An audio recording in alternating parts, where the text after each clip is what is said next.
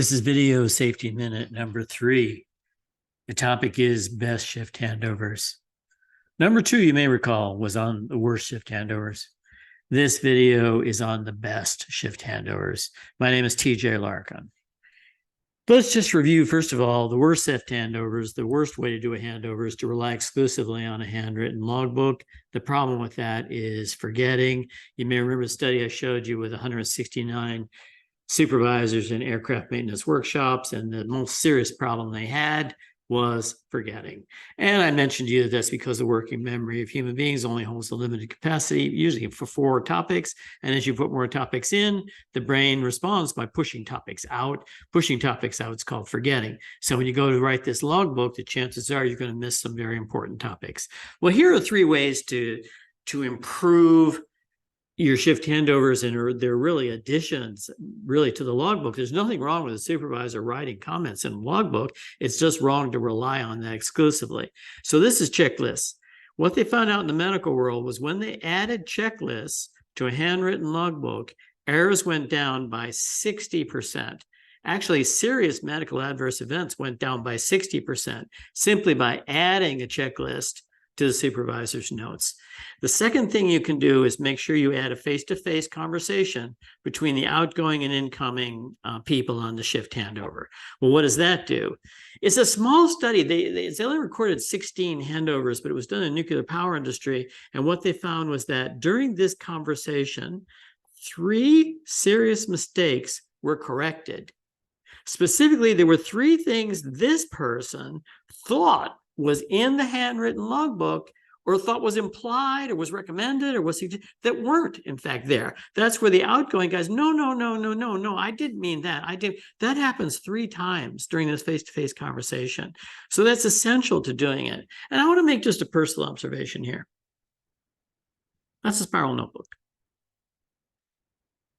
Well, I've been doing this job a long time. I shadow supervisors. I actually love doing it, but I used to bring supervisors into a room and sit them down at a table and talk to them about communication. And this is kind of useless. This never really produced anything valuable. And then eventually I figured out, no, that's not what you do. You just go with them during their day, during their shift. You just go around with them and you watch how they communicate, and you learn an enormous amount doing that.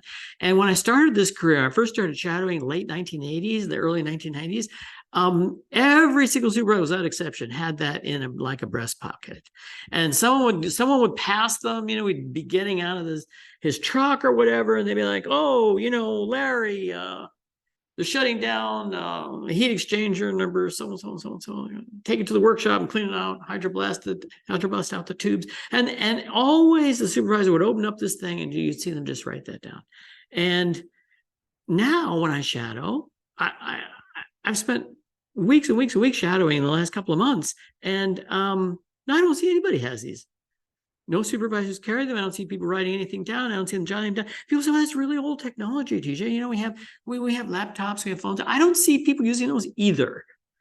When I get out of a truck with a supervisor and someone says, oh, by the way, they're shutting down the heat exchanger, they're going to go clean it, I don't see those guys writing that down anywhere. I don't see them put it in their phone. I don't see them put it on an iPad, and I don't see them put it in their 3-ring notebook. And when supervisors went to do their logbooks in the old days, they would pull this thing out of their pocket and they would go back over all those notes and put it into the logbook because they knew they had limitations in their memory, in their working memory. One final thing on this point. I shadowed a supervisor called Louis like a long time ago, a very long time ago. And he worked for BHP. He worked in their underground coal mine at Blackwater in Queensland, and it was a very difficult mine.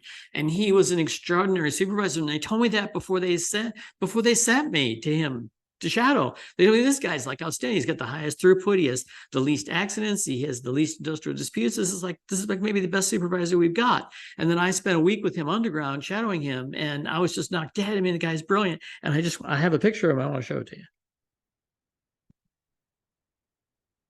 Now, why am I showing you this picture of this star supervisor?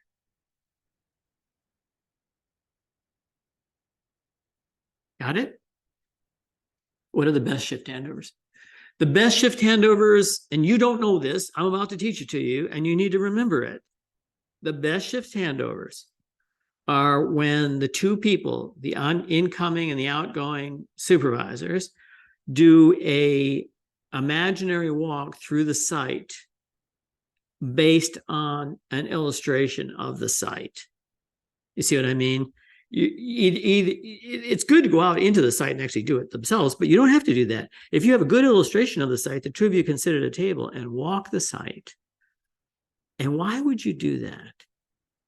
You would do that because the way that memory works, the way the human memory works, is it records memories based on locations, places, and things, not based on ideas. So the memory, the important point you wanted to make, is anchored into the thing that it's about.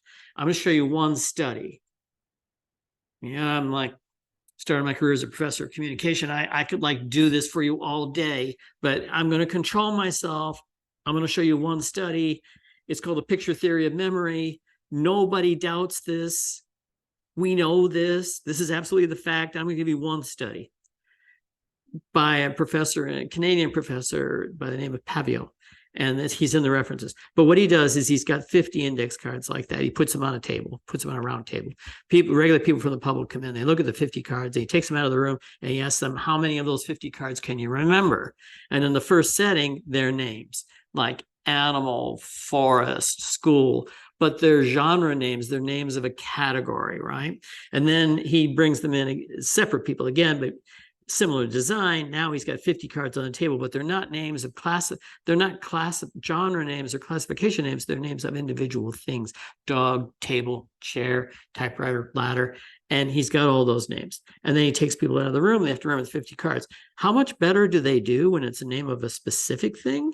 They do 200% better than when it's a name of a general thing. Why is that? Because the memory wants objects. The memory recalls by objects, not by words, by images, by objects. All right. You think that's not the case? Pay attention. In the third time, 50 cards on a table, but there's no words on there. There's the actual pictures of the thing. So the picture of a dog, picture of a table, picture of a toaster, picture of a ladder. You got it? And he takes them into another room. And they have to remember how many of those 50 cards can they remember. Well, how much better do they do when they actually see the object as compared to the name? 800% better. Not 8%, not 18%. 800% better. Is not like close. It's like the human brain. The memory works through objects, which is why when you walk through this site, this guy going off and this guy coming on are going to remember way more and have a way more productive interaction, maybe as much as 800% better, because it's grounded in objects. I'm going to do one more thing before I say goodbye to you guys. There is some new software that companies have sent me, and I think it's interesting. It's software. And so you take pictures of your site and then you send it back to this company and they make a program with it. And then when you're doing things at the site, it puts these little symbols there. And then you click on the symbol, you get sort of the supervisor's description of what's happening at that location. See, that's an interesting idea. You see how it's implying what we know about communication, which is usually to locate topics in objects.